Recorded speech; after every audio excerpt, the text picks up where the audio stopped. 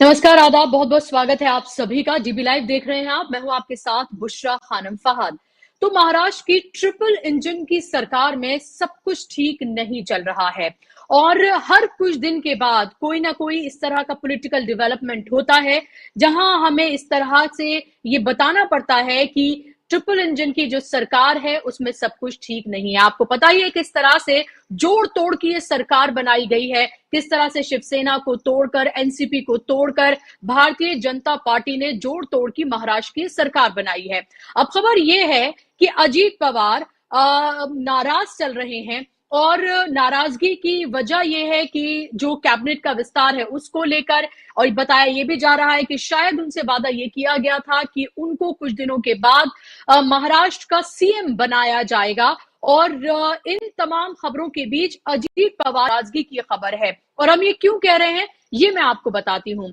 दरअसल अजीत पवार जो हैं वो कैबिनेट की जो मीटिंग्स हो रही हैं उसमें हिस्सा नहीं ले रहे हैं। बताया जा रहा है कि उनकी तबीयत ठीक नहीं है, लेकिन ठीक 5 घंटे के बाद अपने घर पर वो एनसीपी गुट के, जो अजीत पवार गुट है उसके जो मंत्री हैं, उसके जो नेता हैं, उनके साथ अपने घर पर बैठक करते हैं।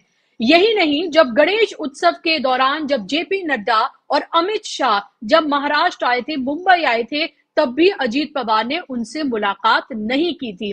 आनंद फानन में एकनाथ शिंदे और देवेंद्र फडणवीस दिल्ली पहुंचे। दिल्ली पहुंचने के बाद अमित शाह से उन्होंने मुलाकात की है। और हवाला यह दिया जा रहा है, जब उनसे ये पूछा गया एक प्रोग्राम में जब गए थे देवेंद्र फडणवीस, और ये कहा गया कि अजीत पवार क्या नाराज चल रहे हैं, कैबिनेट की बैठक में वो हिस्सा नहीं ले रहे हैं, वो दिल्ली आपके साथ नहीं आए हैं, क्या सब कुछ महाराष्ट्र की सरकार में ठीक चल रहा है? तो देवेंद्र फडणवीस जो हैं वो फेस सेविंग करते हुए उन्होंने कहा कि उनकी तबीयत ठीक नहीं है, उनका गला खराब है, वो बोल नहीं पा रहे हैं। लग ही रहा है कि अभी जो अजीत पवार बोल नहीं पा रहे हैं और जो उनका गला खराब है, जब उनका गला ठीक होगा और जब वो बोलेंगे, शायद बहुत सारे लोगों को चुप होना पड़ेगा। बिल्कुल उसी तरह के आसार जो हैं वो महाराष्ट्र की सियासत में फिलहाल नजर आ रहे हैं। इस सबके बीच जब मैं आपसे बात कर रही हूं तो खबर ये भी है कि अजीत पवार की नाराजगी के बीच ये कहा जा रहा है कि सीएम और डिप्टी सीएम ने जो अमित शाह से मुलाकात की है उसके बाद जो राज्य मंत्रिमंडल की जो बैठक में जिस तरह से वो शामिल नहीं हुए थे, और अब ये कहा जा रहा है, जो अभी फिलहाल खबर है कि फिलहाल जिस तरह से जो विस्तार जो किया गया है, जो जिम्मेदारियां दी गई हैं, उसमें सबसे ज्यादा जो एनसीपी के नेता हैं उनको शामिल किया गया है, जो गार्जियन मिनिस्टर हैं उनमें। तो जाहिर सी बात है अजीत पवार को मनाने की तमाम कोशिशें की जा रही हैं, और कितना भी छुपाने की कोशिश की जाए भारतीय जनता पार्टी की तरफ से, महाराष्ट्र की सरकार की तरफ से, लेकिन ये सब कुछ अब खुले तौर पर सामने आ रहा है कि महाराष्ट्र की सरकार में सब कुछ ठीक नहीं चल रहा है। और सबसे ज्यादा खतरे की तलवार एकनाथ शिंदे पर लटकी हुई है। आपको पता है मामला सुप्रीम कोर्ट में है, और सुप्रीम कोर्ट में किसी भी वक्त अगर फैसला आया और फैसला अगर उनके हक में नहीं आया तो किस तरह से जो उनके विधायक हैं जो कि एकनाथ शिंदे के साथ हैं वो डिस्क्वालीफाई हो जाएंगे। और उसके बाद महाराष्ट्र की सरकार में एक और जो संकट है, सियासी संकट, वो पैदा हो सकता है। और अब फिलहाल भी इसी तरह से नजर आ रहा है। इससे पहले आपको याद होगा कि किस तरह से शरद पवार और अजीत पवार की नजदीकियां भी देखने के लिए मिली थी। शरद पवार ने अब तक एक भी शब्द अपने भतीजे के लिए नहीं कहा है, और न ही अजीत पवार की तरफ से कोई बात कही गई है। मीटिंग्स के भी कई दौर चले दोनों के बीच में, और ये कहा गया कि ये पारिवारिक जो मीटिंग्स है वो चल रही हैं, लेकिन आपको पता है कि सियासत में ऐसा नहीं होता है।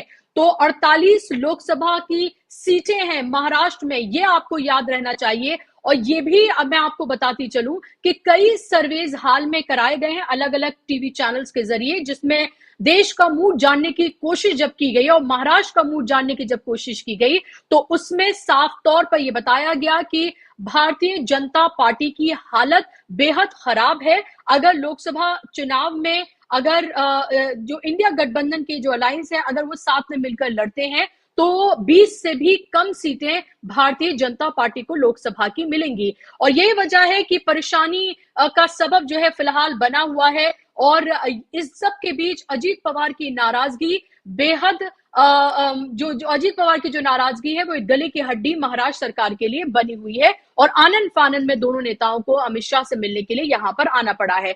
इसको किस तरह से फिलहाल देखा जाए महाराष्ट्र की सियासत में, यही जानने की आज हम कोशिश करेंगे। मेरे साथ 3 खास मेहमानों का पैनल जुड़ गया है, उनसे मैं बात करूंगी। मेरे साथ हेमंत अत्री जी जुड़ गए हैं और इसके साथ साथ मेरे साथ जुड़ गए हैं दीपक पाशकोट जी और विवेक देशपांडे जी मेरे साथ जुड़ेंगे। तमाम मेहमानों का बहुत बहुत स्वागत है। हेमंत जी, शुरुआत मैं आपसे करना चाहूंगी। हम हर कुछ दिन बाद देख रहे हैं कि महाराष्ट्र की सियासत में एक नया मोड़ देखने के लिए मिल रहा है। कोई ना कोई नाराज हो जाता है और लग ऐसा रहा है कि भारतीय जनता पार्टी को या देवेंद्र फडणवीस को ये लग रहा है कि एकनाथ शिंदे को शायद मैनेज करना आसान है, अजीत पवार को मैनेज करना उन्हें मुश्किल लग रहा है। और यही वजह है कि कॉन्क्लेव में ये कहते हैं देवेंद्र फडणवीस कि जो चेहरा है वो नहीं बदला जाएगा सीएम का। तो ऐसे में क्या समझा जाए? अजीत पवार को तो ये कहा गया था, ये सियासी गलियारों में ये तमाम खबरें हैं कि उनको कुछ दिनों के बाद सीएम की कुर्सी मिलेगी। अगर उनको सीएम की कुर्सी नहीं मिलती है तो फिर महाराष्ट्र की सियासत किस तरफ जाएगी? देखिए बुशरा जी, जो अजीत पवार है वो जन्मजात असंतुष्ट है, इसमें किसी को कोई शक नहीं होना चाहिए। जो आज महाराष्ट्र की जो स्थिति है उस सारे के लिए अगर कोई सिंगल हैंडेडली जिम्मेवार है तो वो भारतीय जनता पार्टी की महत्वाकांक्षा और राजनीतिक मजबूरियां जिम्मेदार हैं, जो अगले लोकसभा चुनाव में पिछला स्कोर दोबारा से या उससे बेहतर रिपीट करना चाहते हैं। हकीकत क्या है, अजीत पवार जब अपनी पार्टी, जो अपनी प्राइवेट लिमिटेड घर की पार्टी है, अपने चाचा से संतुष्ट नहीं हुए, अपनी बहन से कंपटीशन मानते हैं, तो बीजेपी और जो शिवसेना का जो वो जो है अपना दूसरा जो धड़ा है उसके साथ उनका तालमेल कैसे हो सकता है? देखिए, ये तो एक शुरुआत है। कल की कैबिनेट की मीटिंग में वो नहीं गए। क्यों नहीं गए वो? क्योंकि वो पूना के गार्डियन मिनिस्टर बनना चाह रहे थे। एक व्यक्ति जो डिप्टी चीफ मिनिस्टर है स्टेट के अंदर, वो एक गार्डियन मिनिस्टर के लिए इतनी चीज आगे बढ़ गया। इस चीज को समझना पड़ेगा। बेसिकली असली खेल कुछ और है। पूना के अंदर भारतीय जनता पार्टी के जो प्रदेशाध्यक्ष भी हैं, चंद्रकांत पाटिल, वो बनना चाहते थे, वो थे वहां पर गार्जियन मिनिस्टर। उनको हटा करके अजीत पवार ने बनाने की जिद पकड़ी, और ये पहली जिद नहीं है और आखिरी भी नहीं है। इस पूरे खेल को समझिए क्या है कि अभी तो गार्जियन मिनिस्टर की बात है, अभी महाराष्ट्र में 10 कैबिनेट की सीटें भी खाली, उसके ऊपर भी वो अपने लोगों को मंत्री बनवाने की बात करेंगे, अपने लिए बार्गेन करेंगे।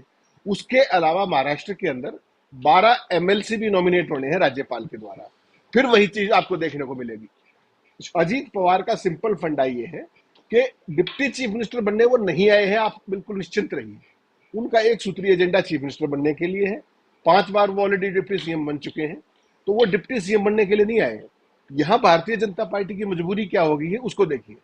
भारतीय जनता पार्टी ने शुरू में इनको प्रॉमिस कर दिया, क्योंकि उनको लग रहा था कि जो शिंदे गुट है और जो बीजेपी का जो अलायंस है वो नेचुरल अलायंस ना दिख करके और लोकसभा चुनाव में दिक्कत आ सकती है। ट्यूनिंग ठीक नहीं लग रही थी, लोगों के अंदर मैसेज वो नहीं जा रहा था जो भारतीय जनता पार्टी चाहती है। इस कारण से अजीत पवार को इधर लाया गया, लेकिन वो ट्यूनिंग अब भी नहीं बन रही है। और भारतीय जनता पार्टी ने उनको लॉलीपॉप दिया था मुख्यमंत्री बनाने का। मुख्यमंत्री बाद में उन्होंने तय किया, जब बातचीत हुई सारी, कि ऐसे में जो शिंदे ने शिवसेना तोड़ करके बीजेपी के साथ आए, अगर हम आज उनको हटाते हैं तो बीजेपी का मैसेज और भी ज्यादा खराब हो जाएगा। तो बीजेपी उस मामले में अजीत पवार को सीएम बनाने से हिचक रही है। असली पीड़ा अजीत पवार की ये है। और दूसरी बात जो आपको समझनी पड़ेगी, आज आपने एक रेफरेंस दिया जो देवेंद्र फडणवीस ने कहा, वहां पर उन्होंने उसी कॉन्क्लेव में कुछ और बात भी कही। मुझे लगता है भारतीय जनता पार्टी अपने सभी एलाइज की पोल खोलने पे उतारू हो गई है। कल प्रधानमंत्री ने एलाइज पे या संभावित एलाइज पे, कल प्रधानमंत्री जी ने तेलंगाना में क्या कहा कि बीआरएस के जो अध्यक्ष हैं वो हमसे अलायंस करना चाहते थे, और तमाम तरह की तकरीर की। आज देवेंद्र फडणवीस ने क्या किया? आज उन्होंने कहा कि 2019 में जब शिवसेना और बीजेपी की सरकार नहीं बनी तो शरद पवार हमारे साथ आना चाहते थे, और उन्होंने ये सलाह दी थी कि आप जो है राष्ट्रपति शासन लगा दीजिए, कुछ देर में महाराष्ट्र का दौरा करूंगा, उसके बाद मैं आपके साथ मिल जाऊंगा। आप कल्पना कर सकते हैं, देवेंद्र फडणवीस उस स्टेट के डिप्टी चीफ मिनिस्टर भी हैं, उस पार्टी के प्रवक्ता भी हैं और उस पार्टी के नेता भी हैं। तो अपने ही जो उनका जो भतीजा है आज अजीत पवार, वो उनके साथ सरकार में है। और अजीत पवार के चाचा के बारे में, शरद पवार के बारे में देवेंद्र फडणवीस टीवी चैनल के कार्यक्रम में ये बात कह रहे हैं। मतलब समझिए क्या है। कल प्रधानमंत्री जी ने टीआरएस को, बीआरएस को एक्सपोज करके कांग्रेस के लिए खुला मैदान छोड़ दिया। जो कांग्रेस आरोप लगा रही थी वही तो बात होगी। अब अजीत पवार ने ये क्यों कहा शरद पवार का? वो शरद पवार को जो इंडिया अलायंस है उसमें पर्सोना नॉन ग्राटा बनाना चाह रही है एक स्कीम के तहत, और सबको ये पता है कि शरद पवार इस तरह के आरोपों का जवाब देते नहीं है। तो जब तक शरद पवार जवाब नहीं देंगे तो शक की सुई उन पर घूमती रहेगी इंडिया अलायंस के अंदर भी कि उन्होंने क्या ऐसा कहा था, उनसे पूछे कौन। तो ये सारी की सारी जो परिस्थितियां है महाराष्ट्र के अंदर, ये बुशरा जी ऐसे ही चलेंगी। और ये मैंडेट का जो महाराष्ट्र की जनता के मैंडेट का इससे बड़ा अपमान और क्या हो सकता है। सुप्रीम कोर्ट तक ने ये कह दिया। कमाल देखिए आप, सुप्रीम कोर्ट ने पिछले आदेश में क्या कहा। उन्होंने कहा कि ये सरकार का जो अविश्वास प्रस्ताव था जिसमें वो अपने उद्धव ठाकरे गए, वो इलीगल था। अगर वो प्रस्ताव ही इलीगल था तो बाकी का सारी कार्रवाई आज तक जितनी सरकारें बनी, नहीं बनी, कौन बना, वो सारा का सारा प्रोसेस इलीगल है। अब देखिए सुप्रीम कोर्ट ने 2 बार झाड़ पिलाई महाराष्ट्र सरकार के स्पीकर को विधानसभा के, आप जल्दी से जल्दी जो अभी वो था अपना दल बदल कानून की जो के तहत जो आपको पिटीशन है उस पर जल्दी फैसला कीजिए।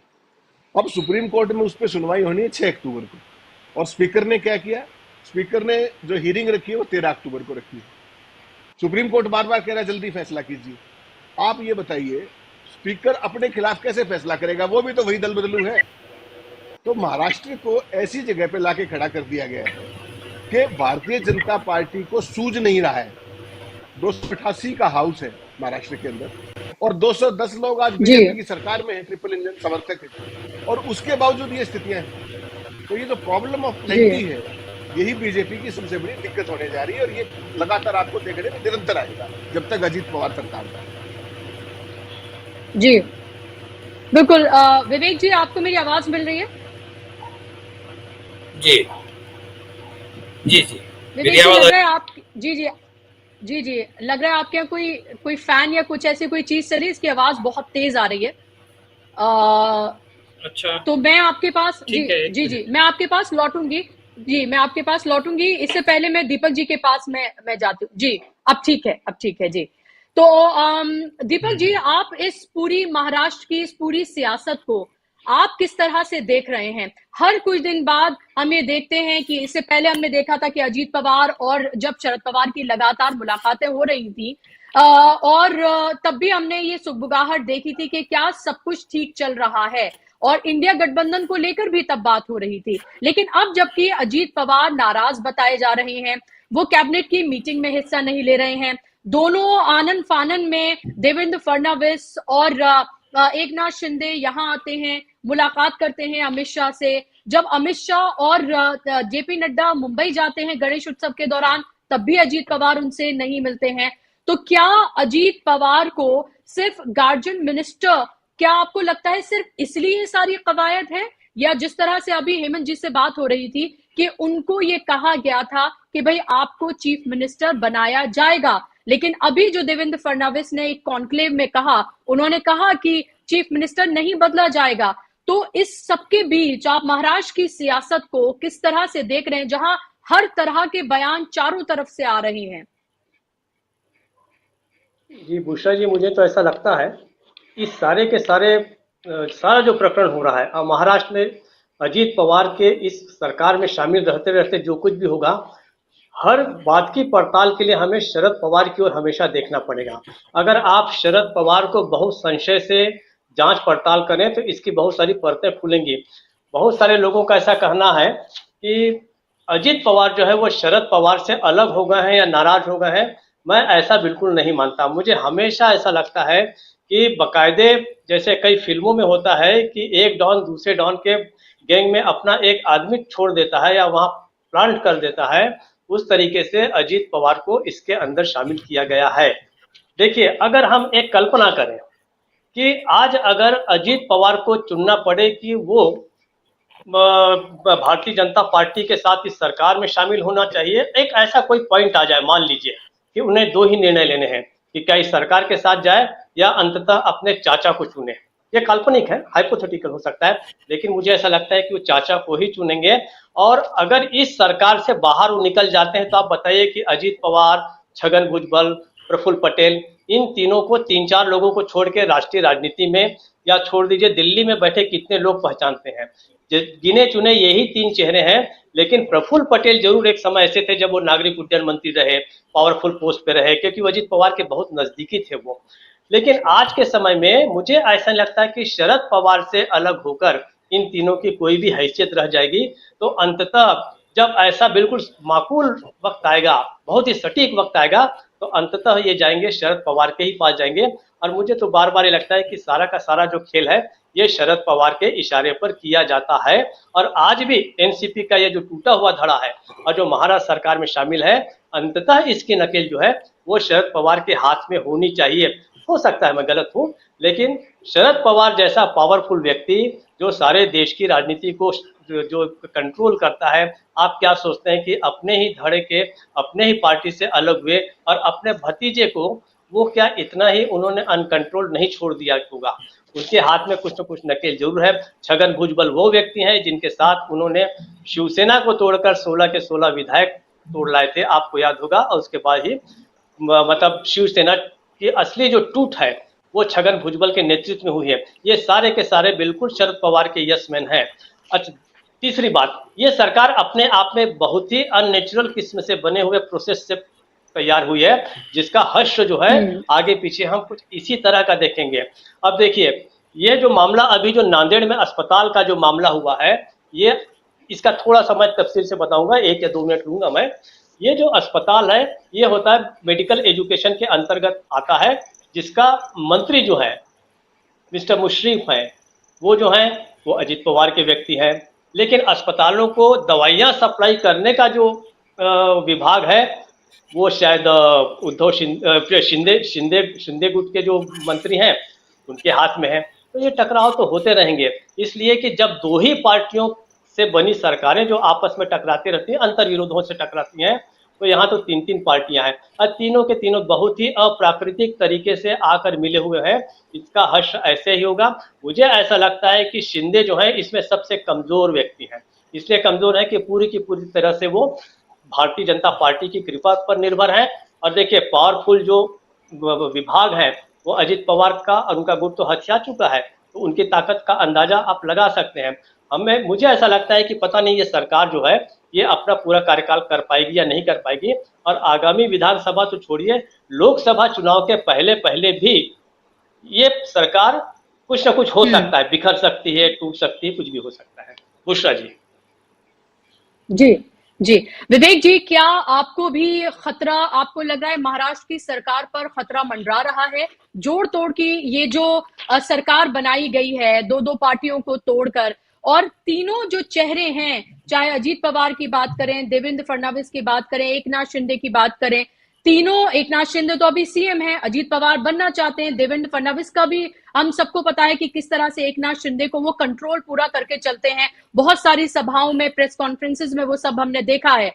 तो आपको क्या लग रहा है, क्या महाराष्ट्र की सरकार पर किसी तरह का कोई खतरा मंडरा रहा है? और इस सब के बीच अगर सुप्रीम कोर्ट का ऑर्डर आ जाता है और कहीं ना कहीं एकनाथ शिंदे के खिलाफ आता है, तो फिर तो हो सकता है कि लोकसभा चुनाव के साथ साथ ही विधानसभा चुनाव भी हो जाए महाराष्ट्र के।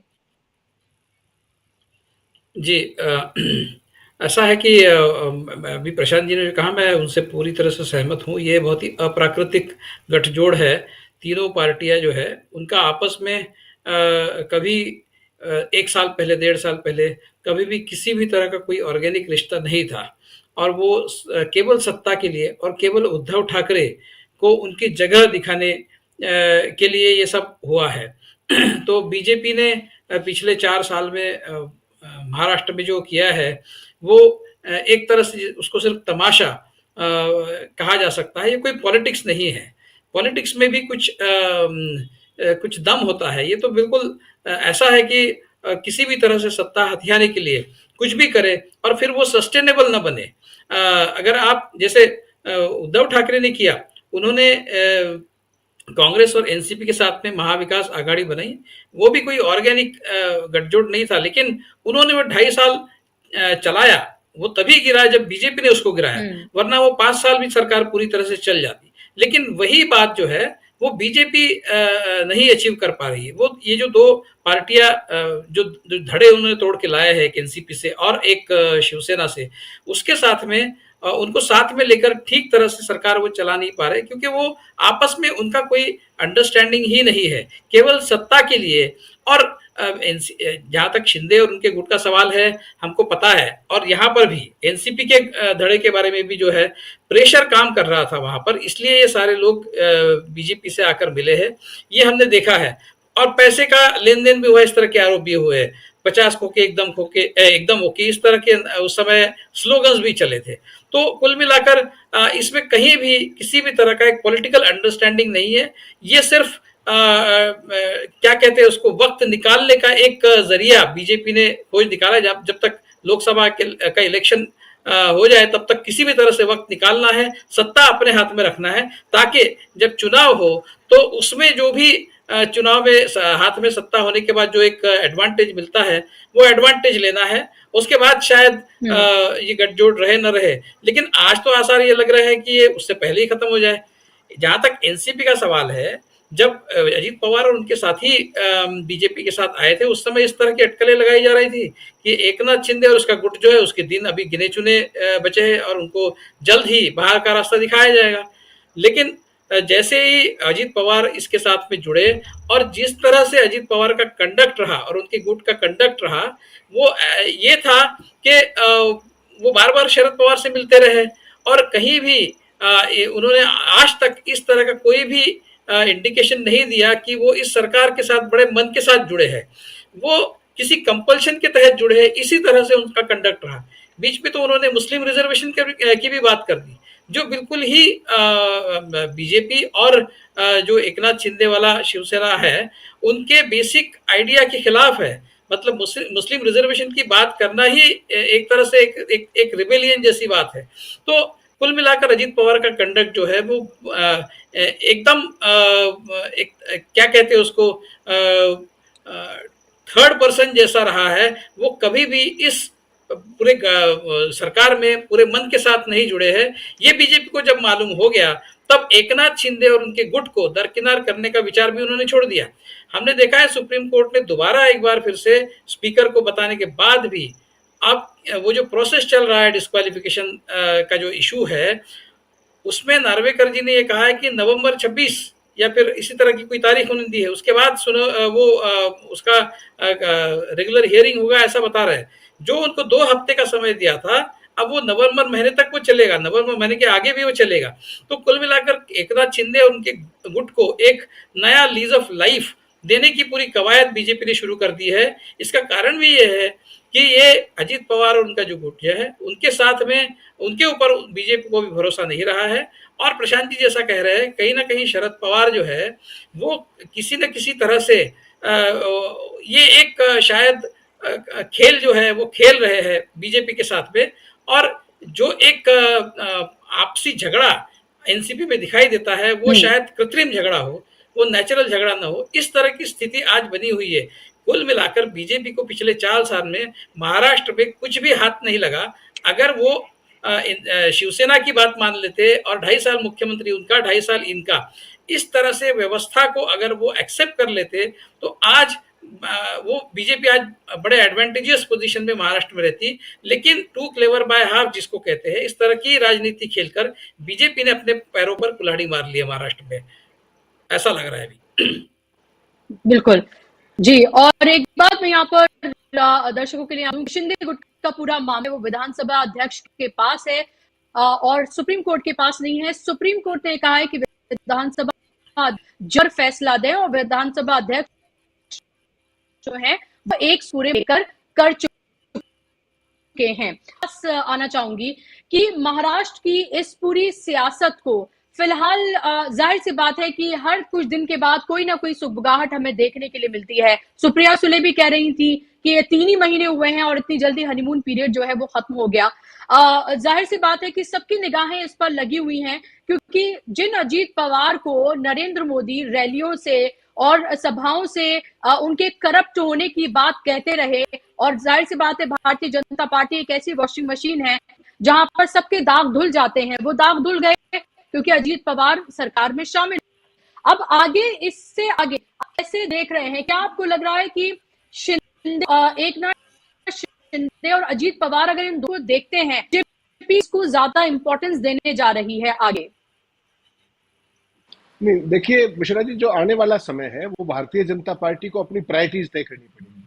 पहली प्रायोरिटी उनकी लोकसभा चुनाव है जो अगले 6 महीने के अंदर होने जा रहा है। इस पूरे हालात में जो दोनों साथियों ने भी कहा, जो जिस तरह का जो मैसेज बीजेपी दे पाई है वो बिल्कुल एक तरीके से खुला खेल फरुखाबादी चल रहा है। किसी भी कीमत पर सरकार चलानी है, उसमें ना कोई नीतियों की बात है, ना कोई नेतृत्व की बात है, ना किसी तरीके का फॉरवर्ड लुकिंग विजन है। उन्होंने शिंदे को, उद्धव ठाकरे को आईना दिखाना था, उनको औकात बताने के लिए उनकी सरकार गिरवाई गई, उसके अंदर तोड़फोड़ करवाई गई और उसके बाद शिंदे को लाए गए। शिंदे के साथ जब लगा के प्रदेश के अंदर मास अपील नहीं बढ़ रही है, उसके बाद अजीत पवार को ले आए, तो अब भी वो स्थिति नहीं बन रही है, बल्कि मैसेज और ज्यादा खराब हो रहा है। और पूरे महाराष्ट्र के अंदर एक मैसेज जा रहा है कि भारतीय जनता पार्टी सत्ता लोलुपता के लिए अपॉर्चुनिज्म की किसी भी हद तक चली गई। और महाराष्ट्र की जनता इतनी समझदार है, वो हर चीज को बहुत करीब से देख रही है। जो उद्धव ठाकरे की जो गवर्नेंस थी, कुछ भी कहिए, वो इस सारे सिस्टम से कहीं बेटर थी। और जैसा साथी ने कहा कि अगर 2.5 साल का ये होता तो ये इस तरह का ड्रामा भारतीय जनता पार्टी के साथ ना होता। और भारतीय जनता पार्टी की खुद की खोदी हुई खाई है जिसके अंदर अब वो गिरने जा रहे हैं।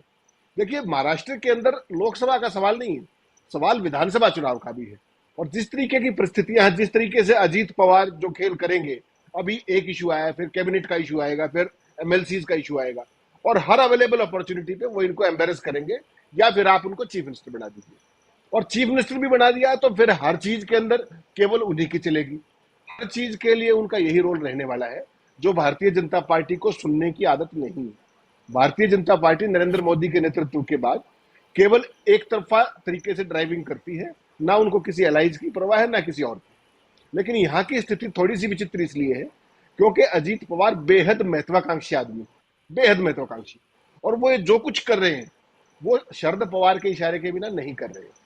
अब शरद पवार का दायां हाथ बाएं को नहीं पता, बाएं हाथ को दाएं हाथ का नहीं पता। ऐसे में सारे के सारा जो पूरा खेल है उसमें अगर नुकसान किसी को है, देखिए अजीत पवार के पास खोने को कुछ नहीं।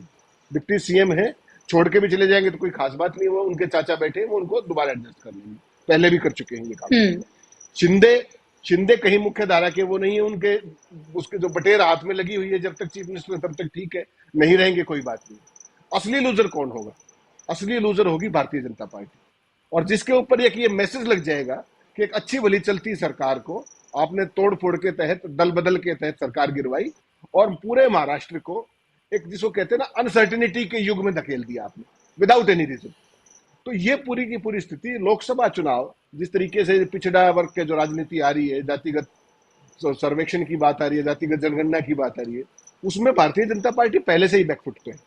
और अब महाराष्ट्र में जैसे प्राइम मिनिस्टर के साथ क्या हो रखा है आजकल, वो राजस्थान जाते हैं तो कहते हैं कि हम तो जो अशोक गहलोत की नीतियों को कायम लागू रखेंगे, जन कल्याणकारी नीति। मध्य प्रदेश जाते हैं, 18 साल से अपनी सरकार है, फिर मध्य प्रदेश की सरकार का नाम ही नहीं लेते हैं, ना उनकी किसी नीति का नाम लेते हैं, ना किसी का नाम लेते हैं। यही स्थिति महाराष्ट्र में हो जाएगी। वो सरकार को ऑन कैसे करें? सिंगल लार्जेस्ट पार्टी है, उसके बावजूद उसकी क्या मजबूरी है कि वो दूसरों को चीफ मिनिस्टर बना करके खुद सेकंड फिडल खेल रहे हैं। तो ये सारी चीज महाराष्ट्र की जनता बहुत करीबी से देख रही है और इसमें बड़ा भारी नुकसान बीजेपी को होगा। और हालत ये हो जाएगी कि प्रधानमंत्री किस मुंह से वोट मांगेंगे वहां पर, ये स्थिति है। क्योंकि अजीत पवार हर अवेलेबल अपॉर्चुनिटी पे इनको एम्बेरस करेंगे। शिंदे आज नहीं बोल रहे हैं, लेकिन देवेंद्र फडणवीस जिस तरीके से उनको डोमिनेट करते हैं और जिस तरीके से उनको ड्राइव करने की कोशिश करते हैं हर मौके पर, चाहे वो प्रेस कॉन्फ्रेंस हो, चाहे जनसभा हो, चाहे जहां भी हो, even to that extent cabinet की मीटिंग्स के अंदर भी they try to overpower him. तो शिंदे भी पॉलिटिशियन तो है, ये ठीक बात है कि उनके पास संख्या कम है। केंद्र की एजेंसियों का दबाव शिंदे पे भी है, केंद्र की एजेंसियों का दबाव अजीत पवार पे भी है। लेकिन अजीत पवार ने जो खेल करना था, जब शुरू में फडणवीस के साथ उन्होंने शपथ ली, उस समय एक घोटाले से नाम निकलवा लिया था। इस बार जब दोबारा डिप्टी सीएम बने, दूसरे घोटाले से नाम अपना भी निकलवा लिया, वाइफ का भी नाम निकलवा लिया।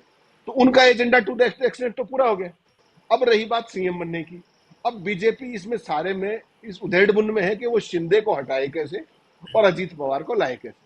तो इस सारे गेम में बीजेपी के पास कोई भी ऐसी स्थिति नहीं है जो राहत की सांस हो, और महाराष्ट्र की जनता के सामने बीजेपी बहुत बुरे तरीके से एक्सपोज हो गई है, और इसका खामियाजा उनको लोकसभा में भुगतना पड़ेगा और विधानसभा में भुगतना पड़ेगा। जो भी कुछ महाराष्ट्र में चल रहा है, it's a completely unnatural alliance and it is going to cost BJP very dear in all elections that are coming. यही कारण है कि महाराष्ट्र के अंदर जो मुंबई जो चुनाव होना था निगम का, वो भी चुनाव आज तक नहीं होने दिया गया। समझिए आप बात को। जब ट्रिपल इंजन की सरकार है, फिर भी नगर निगम के चुनाव क्यों नहीं हो रहे? तो मतलब समझने का साफ है कि बीजेपी अपने ही जाल में फंस चुकी है और उसके पास निकलने का रास्ता दिख नहीं रहा है। और मैं इस बात से पूरे तरीके से सहमत हूं कि मुझे अचंभा नहीं होगा कि लोकसभा के साथ साथ महाराष्ट्र में विधानसभा चुनाव भी मजबूरी में करा लिए जाए, क्योंकि तब तक एटलीस्ट वर्किंग गवर्नमेंट तो होगी, आपके पास सारा सिस्टम तो आपका होगा। ऐसा बीजेपी कोशिश कर सकती है। जी, लेकिन नेशन का मूड जो जानने की कोशिश की गई है, उसमें ये जाहिर है कि भारतीय जनता पार्टी उसके आने वाले सभा चुनाव, खासतौर पे मैं कर रही हूँ, ठीक नहीं है। ट्रिपल इंजन की सरकार होने के बावजूद, जोड़ तोड़ की सरकार होने के बावजूद, लोगों के जहन में ये सब कुछ है कि एक अनसर्टेनिटी लगातार महाराष्ट्र में बनी हुई है, और इसीलिए जो काम होने चाहिए, जो जनता के हक के काम होने चाहिए, वो भी उस तरह से वहां पर नहीं हो रहे हैं। और अभी आप ये देखिए कि एक नहीं दो जगह से ये खबर सामने आ ही गई। नांदेड़ की खबर आपके सामने है कि कैसे जो दवाएं हैं वो तक मुहैया नहीं कराई गई हैं वहां, और किस तरह से। तो ये भी साफ तौर पर नजर आता है कि जोड़ तोड़ की सरकार में, जहां हर कोई इतना महत्वाकांक्षी है कि वो अपने आप को सीएम पद पर देखना चाहता है, वो सिर्फ इसी उधेड़-बुन में लगे हुए हैं, और असल में जो जनता की सरोकार से जुड़े जो काम है वो रहे सामने है। दीपक जी, मेरा सवाल आपसे ये कि क्या इंडिया गठबंधन को भी इसमें बारीकी से इस सारी सिचुएशन को क्या देखने की जरूरत है? क्या आपको लगता है कि शरद पवार पर निगाह रखने की जरूरत है? क्योंकि अभी देखिए कि जो एनक्लेव में जो बात की गई है देवेंद्र फडणवीस की तरफ से, उन्होंने ये कहा कि राष्ट्रपति शासन के लिए शरद पवार ने कहा था, और उन्होंने ये भी कहा कि फिर उन्होंने कहा कि फौरन सरकार नहीं बनाई जा सकती, तो घूम घूम कर वो पूरे महाराष्ट्र में घूमेंगे, और फिर उसके बाद वो कहेंगे कि भारतीय जनता पार्टी ऑप्शन है, और फिर उसके बाद वो मिलकर उनके साथ सरकार बनाएंगे। बाकायदा तौर पर लेटर इशू किए जाने की बात भी देवेंद्र फडणवीस ने कही है। तो ये बहुत बड़े इल्जाम हैं जो लगाए गए हैं, जो बहुत बड़ी बात है, जो उन्होंने कहा एक राज है जिसका वो पर्दाफाश कर रहे हैं इस कॉन्क्लेव में। तो किस तरह से देख रहे हैं आप इसको? भूषण जी, देखिए, इसमें कांग्रेस को और इंडिया गठबंधन को कहीं पे कोई बहुत दिक्कत इसलिए नहीं है कि आज कांग्रेस जो है वो इस कदर शक्तिशाली हो चुकी है कि बाकी लोग उस पर आश्रित हैं।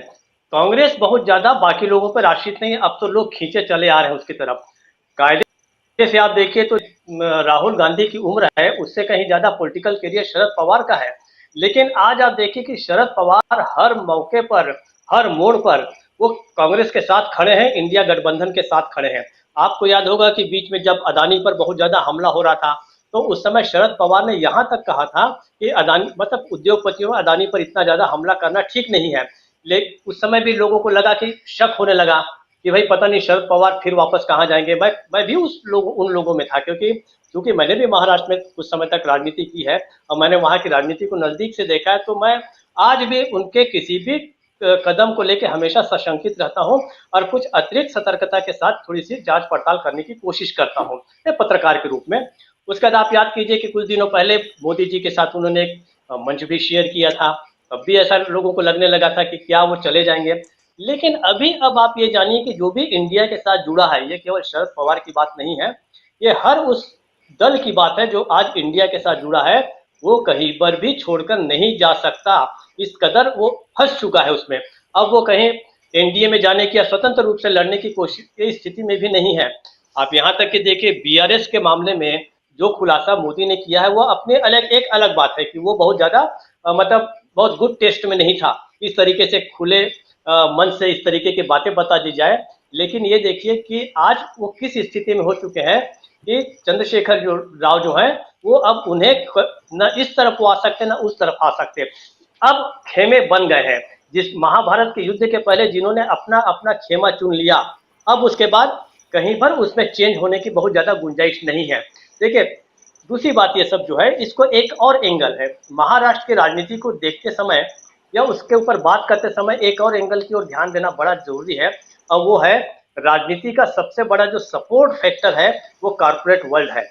और महाराष्ट्र जो है, विशेषकर मुंबई जो है, वो पॉलिटिकल पार्टीज को फंडिंग देने वाले जो है सबसे बड़े कॉर्पोरेट हाउसेज वहीं पर हैं।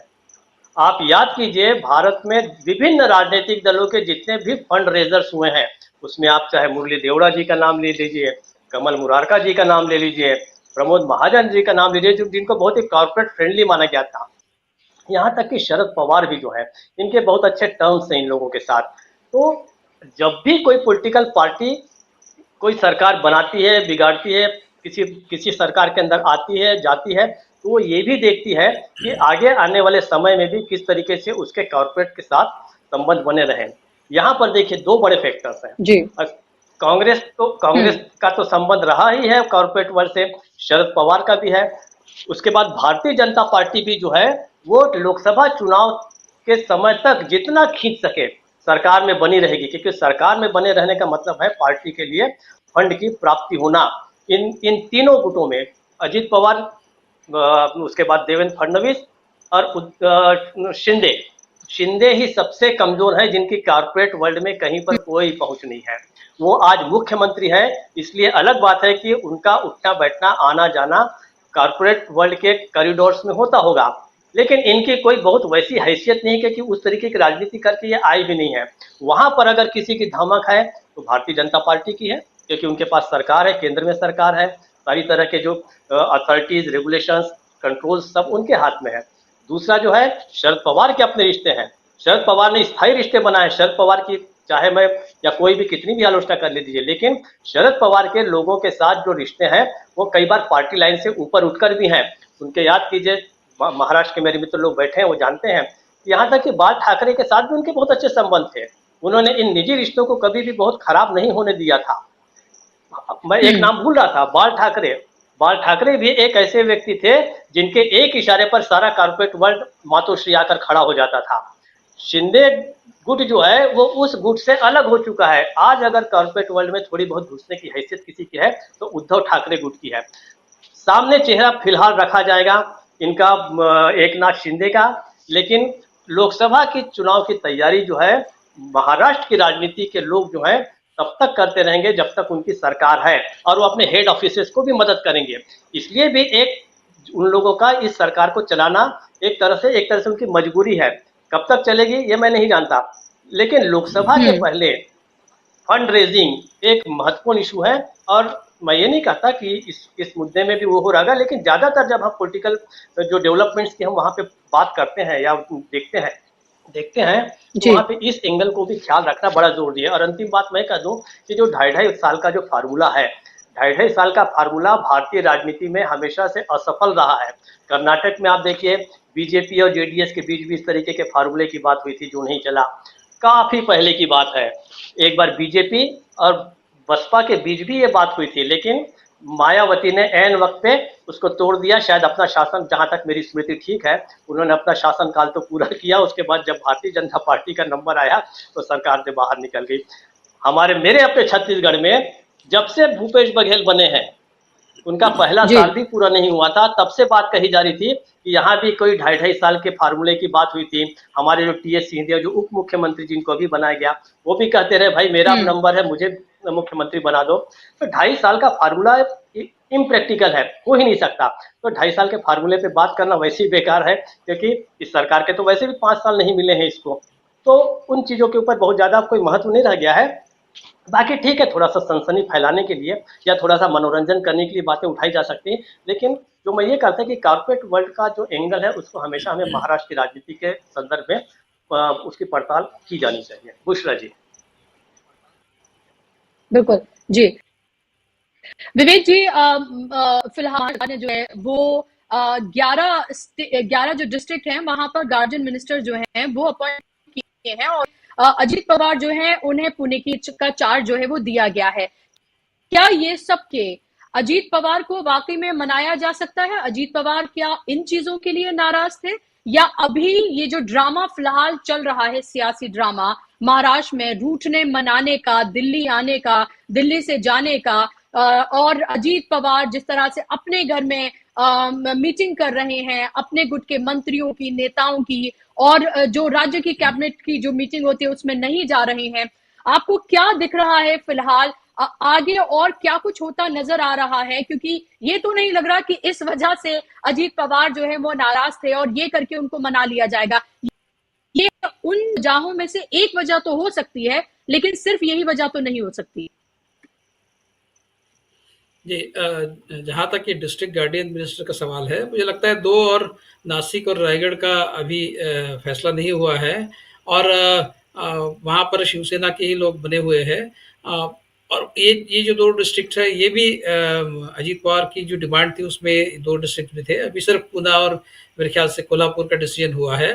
तो कुल मिलाकर अभी पूरी तरह से, जहाँ तक डिस्ट्रिक्ट गार्डियन मिनिस्टरशिप का सवाल है, पूरी तरह से वो सेटिस्फाई हुए होंगे ऐसा लगता नहीं है। लेकिन ये केवल मुझे लगता है एक दिखाने वाला कारण है। असली कारण तो ये है कि शायद वो उनको मुख्यमंत्री बनाने का एक वायदा किया गया था और वो पूरा नहीं हुआ है।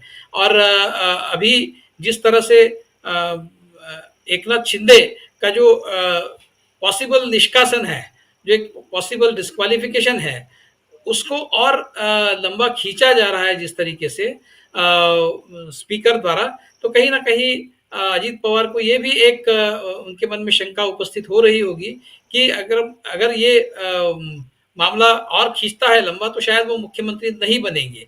ये भी एक नाराजगी का एक कारण हो सकता है। अब एग्जैक्ट कारण क्या है ये बता पाना जरा मुश्किल है, लेकिन वो अभी इस गठबंधन में बहुत अपने आप को अस्वस्थ महसूस कर रहे हैं, इसमें कोई शंका नहीं है। और उनकी इस अस्वस्थता से जो बीजेपी है और एकनाथ शिंदे गुट है वो भी अस्वस्थ है। तो कुल मिलाकर तीनों पार्टियां जो है वो एक दूसरे के साथ में बहुत ही खींचातान वाली स्थिति में है, असमंजस वाली स्थिति में है। और हर रोज इसको जो फायर फाइटिंग इसके लिए जो करना पड़ रहा है, इसके चलते सरकार का जो काम है, जिसके लिए सरकार लोग चुनकर देते हैं, वो काम जो है वो काम नहीं चल रहा है। इसका एक बहुत बड़ा उदाहरण हमने नांदेड़ में देखा है। जिस तरह से, मतलब ये महाराष्ट्र कहा जाता है कि देश का सबसे विकसित राज्य है।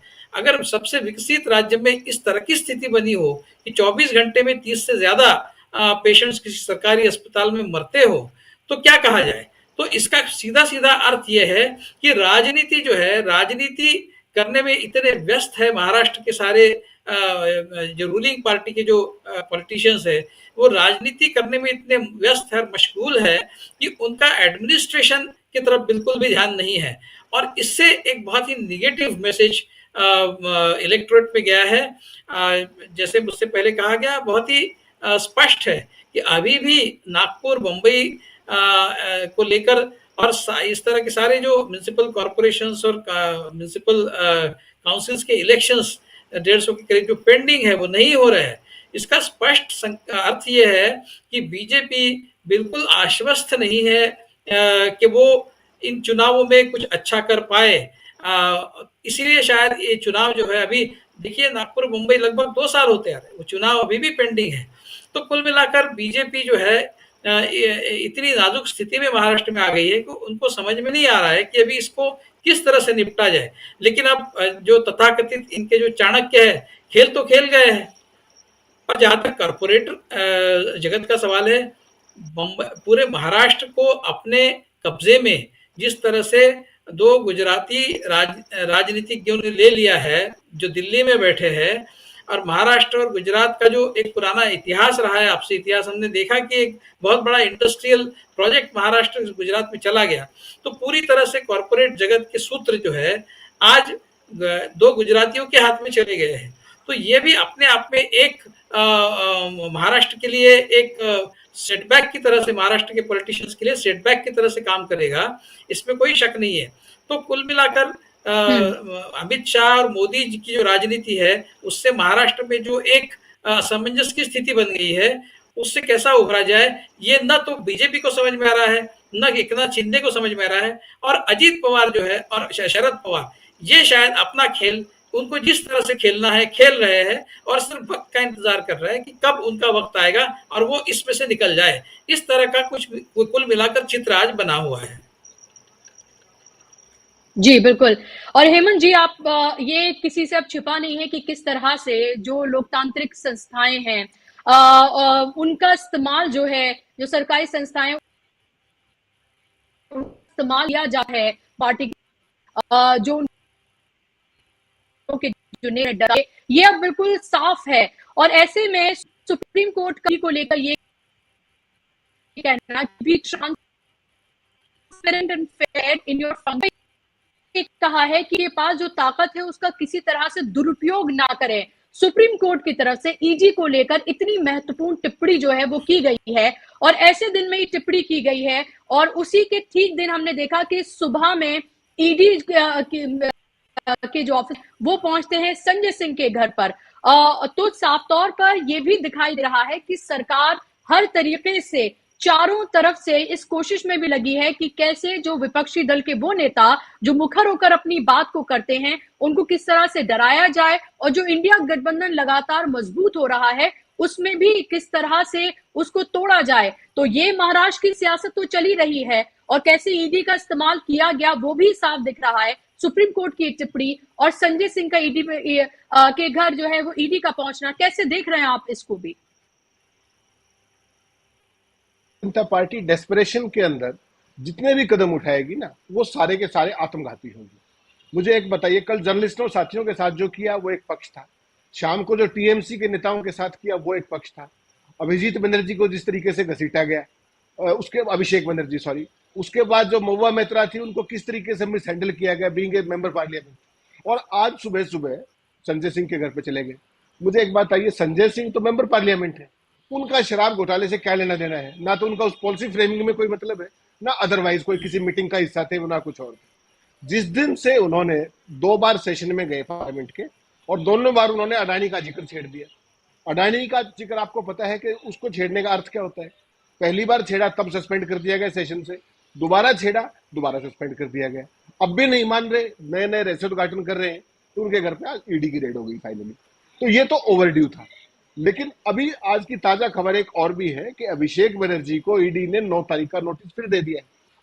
तो मुझे ये लगता है कि भारतीय जनता पार्टी का जो शीर्ष नेतृत्व है वो चाहता तो है इंडिया गठबंधन के ऊपर दबाव बनाना, नेताओं के ऊपर, उनके जितने भी घटक दल है, लेकिन हो उल्टा रहा है। जितना ईडी का प्रेशर पड़ेगा, सेंट्रल एजेंसीज का प्रेशर पड़ेगा, ये जो अलायंस है उतना ही मजबूत होता जाएगा, क्योंकि मजबूरी है उनकी। अगर उनकी एकता बिखरी तो वो 100% फिर अंदर जाने के लिए तैयार रहे सारे के सारे नेता। तो भारतीय जनता पार्टी का जो नेतृत्व है उनको सुप्रीम कोर्ट क्या कह रहा है उससे बहुत कोई लेना देना है नहीं, क्योंकि उनको ये पता है कि अल्टीमेटली कंट्रोल और कमांड सब उनके हाथ में ही है। ऐसी परिस्थिति के अंदर जो लोकतंत्र का जो मजाक उड़ रहा है हर तरीके से, आप मुझे बताइए कि कोई सांसद, कोई पार्टी का नेता किसी केंद्रीय मंत्री से मिलने जाए और उसको इस तरीके से घसीटा जाए? वो तो शांतिपूर्ण तरीके से बैठे थे। उसके बावजूद भी तृणमूल के साथ जो हुआ, संजय सिंह के साथ जो हो रहा है, या जो राहुल गांधी के साथ उस समय किया गया जब उन्होंने उनका मुद्दा उठाया अडानी का, तो भारतीय जनता पार्टी की जो ईडी है, क्या उनको जो अपनी पार्टी की जो सरकारें हैं जहां जहां पर, क्या उनको वहां पर कोई भ्रष्टाचार दिखाई नहीं दे रहा क्या? या वहां कोई उनको बेकायदगी दिखाई नहीं दे रही? या वहां पे राम राज्य आ गया? मणिपुर के अंदर जो कुछ हो रहा है वो घट रहकर भारतीय जनता पार्टी को और उनके शीर्ष नेतृत्व को हॉन्ट कर रही है। इन सारे हालात में बीजेपी का जो हेडलाइन मैनेजमेंट का जो पूरे का पूरा प्रोसेस है, खासतौर पे मोदी और अमित शाह का, वो कहीं ना कहीं उनको हॉन्ट कर रहा है। कहां तक किस किस घटना को किस चीज से करेंगे? जातिगत सर्वेक्षण की बात आई, जातिगत जनगणना की बात आई तो उन्होंने जर्नलिस्टों को उठा के पूछताछ के लिए पकड़ लिया, शाम को तृणमूल वाले नेताओं के साथ कर दिया, आज सुबह आम आदमी पार्टी के साथ कर दिया। तो ये नैरेटिव के ऊपर यहां से वहां जंप करना और मुद्दों के ऊपर कभी बात ना आने देना, तो ये सारी की सारी चीज कहीं ना कहीं देश का आम जनमानस ये समझ रहा है कि BJP has lost it plot, they have lost the vision, where to go, how much to go. किसको अटैक करना है, किसको डिफेंड करना है। कल प्रधानमंत्री की आपने भाषा देखी हो, जो वहां पर उन्होंने टीआरएस के बीआरएस के खिलाफ जो बोला, क्या किसी प्रधानमंत्री की ऐसी भाषा आपने सुनी है कभी? तमाम नेताओं के बीच में तमाम तरह की बातें होती हैं, ये कोई नई बात नहीं हुई इसमें। उन्होंने, मैं कहता हूं जो उन्होंने कहा सारा सच भी कहा, लेकिन उनकी भाषा देखिए कि मैं जब हैदराबाद में आता था मेरा स्वागत करते थे, आगे पीछे दौड़ते थे। अरे भाई, वो आपका नहीं, वो आपके पद का करते हैं, वो प्रोटोकॉल है। लेकिन प्रधानमंत्री जी उस लेवल पे आकर के फिर उन्होंने क्या कहा कि मेरा ताप इतना है कि कोई भी भ्रष्ट मेरे साथ बैठ नहीं सकता, मेरे साथ स्टेज शेयर नहीं कर सकता। और ये अजीत पवार कितने ईमानदार हैं, जो 4 दिन पहले आप 70,000 करोड़ की बात करके आए थे और उसके बाद उनको ईडी के द्वारा अंदर देने की बजाय उनको डिप्टी सीएम की शपथ आपने दिलवाई ना। तो प्रधानमंत्री कहते क्या है और करते क्या है? तो ये जितनी चीजें जो सामने आ रही हैं, इतना बड़ा बड़बोलापन है कि मैं भ्रष्टाचार के खिलाफ ही है, मेरी दी हुई गारंटियां ही है। कौन सी गारंटी पूरी करी, हाथ बता दे प्रधानमंत्री। काला धन से लेकर के कोई एक गारंटी, गरीबी मिटाने से लेकर के, किसानों की आय दुगुनी करने से लेकर के, आतंकवाद खत्म करने से लेकर के, कोई एक गारंटी प्रधानमंत्री खुद चुन ले और ये बता दे कि मैंने पूरी कर दी। प्रधानमंत्री जी का पूरा कार्यकाल केवल लफाजियों का एक पूरे का पूरा पैकेज है, पूरा लफाजियों का पैकेज। और किसी एक मुद्दे पर पूरी भारतीय जनता पार्टी का कोई नेता मेरिट्स, फैक्ट्स और डेटा के आधार पर कभी कोई बहस करता देखा हो आपने? आप एक्स कहेंगे वो वाई पे कूद जाएंगे, वाई कहेंगे वो जेड पे कूद जाएंगे। तो ये उनकी ट्रेनिंग का हिस्सा है। जो आरएसएस के थ्रू जो लीडरशिप उभारी जाती थी, उसने आज तक, मुझे एक बात है, ये आरएसएस 100 साल की होने जा रही है अगले साल। आरएसएस ने आज तक कोई थिंकर पैदा किया, कोई बहुत बड़ा वैज्ञानिक पैदा किया, कोई बहुत बड़ा अर्थशास्त्री पैदा किया, कोई बहुत बड़ा, मतलब उनका कंट्रीब्यूशन क्या है? उनका कंट्रीब्यूशन है लफाज पैदा करने, जो डिवीजन के मास्टर हो समाज के अंदर, कोई जाति के आधार पे, कोई धर्म के आधार पर, तमाम तरह की चीजें। इसका खामियाजा भारतीय जनता पार्टी, देखिए 10 साल तक तो वो एक्सपोज नहीं हुए। अब मोदी जी का शासनकाल और उनके तमाम राज्यों का शासनकाल बुरे तरीके से एक्सपोज हो रहा है। और हालत ये है कि एक टेलर की हत्या, जिसके 2 घंटे के अंदर एक्यूज पकड़ लिए गए थे, हालांकि वो भी निंदनीय है, जघन्य हत्या थी, प्रधानमंत्री उसका जिक्र कर रहे हैं। और मणिपुर के अंदर 180 लोग मारे जा चुके हैं, हथियार कितने लूटे जा चुके हैं, 35,000 लोग आज की तारीख में अपने घरों से बेघर हैं। उसके ऊपर प्रधानमंत्री को आज तक समय नहीं मिला कि वो जाकर के वहां पर मणिपुर के लोगों पर मरहम लगा सके। G20 का नाटक करने लगते हैं। G20 के जितने भी देश हैं, सबसे ज्यादा, मतलब हमारी जो प्रेस फ्रीडम इंडेक्स है, सबसे नीचे हैं हम, इनकम में सबसे नीचे हैं, कर्जे में सबसे ऊपर हैं हम, हमारा जो ह्यूमन डेवलपमेंट इंडेक्स है, उन पूरे के पूरे 20 देशों में सबसे नीचे थे हम। तो आप किस चीज की छाती पीट रहे थे? केवल लफाजी? तो बुशरा जी, ये देश के लोग इस बात को समझने लगे और इसी का कारण है कि प्रधानमंत्री और उनकी पूरा का पूरा जो कीर्तन मंडली है मीडिया के अंदर, वो भी नहीं समझ पा रहे कि करना क्या है। इसीलिए a state to go nowhere, there is where, that is the place where BJP standing now.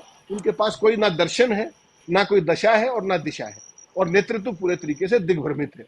ये आज की स्थिति है।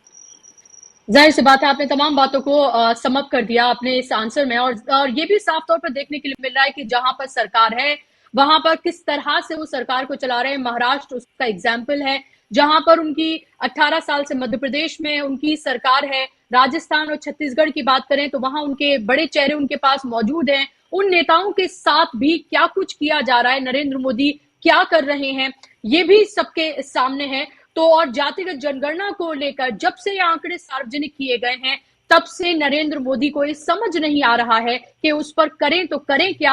और यही वजह है कि अब वो हिंदुओं को कंसोलिडेट कर रहे हैं, क्योंकि उनको करके वो एक बार फिर से सत्ता पर काबिज हो सकते हैं। वो पीएम जो लगातार अपने आप को बताते रहे। जी, आप अपनी बात को ऐड करिए फिर। जी जी जी। अरे मिश्रा जी, मैं ये कहना चाहता था कि ये जो जनगणना वाला इशू है, इसमें बीजेपी का, देखिए 2011 से बाद अभी 10 साल के बाद जो जनगणना होनी थी, सेंसस हो रहा था, उन्होंने नहीं करवाया क्योंकि कोविड का कारण बताया गया। उसके बाद अभी 2 साल निकल गए, अभी भी जनगणना कराने के लिए वो तैयार नहीं है। अभी तो इलेक्शन आएंगे, अभी तो करेंगे ही नहीं। इसके पीछे मुझे जो लगता है वो एक कारण जो है, जिसकी शायद हम कल्पना नहीं कर रहे हैं, वो कारण ये है कि संघ परिवार की तरफ से एक नैरेटिव गढ़ा जाता है हमेशा ही कि भाई आने वाले 30-40 साल में मुसलमानों की जो आबादी है वो हिंदुओं से ज़्यादा हो जाएगी, इस तरह का गणित वो रखते हैं। आप देखिए, अगर आपका ये दावा है कि मुसलमानों की आबादी बड़े तेज गति से बढ़ रही है, तो आपने तो सेंसस पहले कराना चाहिए। आपने ये दिखाना चाहिए कि 10 सालों में देखिए मुसलमान, हमने कहते थे कि मुसलमानों की आबादी इतनी तेज गति से बढ़ रही है, देखिए 10 सालों में इतनी बढ़ी है। उनको पता है कि वो झूठ बता रहे हैं, इसलिए वो जनगणना भी नहीं करा रहे हैं। बिहार में देखिए 1% से शायद मुसलमानों की आबादी बढ़ी है, जो जनगणना आई है अभी, उसमें 1% से बढ़ोतरी हुई है। अगर आप ये गणित अगर एक्स्ट्रापोलेट करते हैं देश के लेवल पर, तो मुसलमानों की आबादी हिंदुओं से ज़्यादा बढ़ने के लिए कम से कम 700 साल लगेंगे। इस तरह का गणित रखा जा सकता है। तो ये उनका जो एक दावा है वो फेल हो जाएगा, वो एक्सपोज हो जाएंगे, इसलिए भी वो जनगणना नहीं कराना चाहते। जातिगत तो वो कराना चाहते ही नहीं है, लेकिन ओवरऑल भी वो सेंसस नहीं कराना चाहते, क्योंकि उनका जो उसमें से मुस्लिम वाला जो गणित है वो एक्सपोज हो जाता है, हो जाएगा, ऐसा उनको लगता है। ये है उसके पीछे का एक महत्वपूर्ण कारण, ऐसा मुझे लगता है। जी बिल्कुल, बहुत इंपॉर्टेंट पॉइंट है जिसको आपने यहाँ पर रखा है। और जाहिर सी बात है कि भारतीय जनता पार्टी और आरएसएस किस तरह की सियासत करते हैं वो अब किससे छिपा नहीं है, और किस तरह की उनकी सियासत होती रही है। अब देखना ये होगा कि महाराष्ट्र की इस सियासत में और जो आगे क्या मोड़ लेते हैं, और क्या अजीत पवार को वाकई में मना लिया जाएगा, और क्या वो इन तमाम चीजों से जो लॉलीपॉप्स उनको दी जा रही है क्या उससे वो मान जाएंगे, या फिर वो अपनी बात पर अडिग रहेंगे जो सियासी गलियारों में है कि उन्हें सीएम की कुर्सी ही चाहिए, उससे कम पर वो नहीं मानेंगे। आगे आने वाले वक्त में ये तस्वीर पूरी तरीके से साफ हो जाएगी, ये देखना होगा। बहुत शुक्रिया आप तीनों मेहमानों का इस कार्यक्रम का हिस्सा बनने के लिए, और शुक्रिया आप तमाम दर्शकों का भी।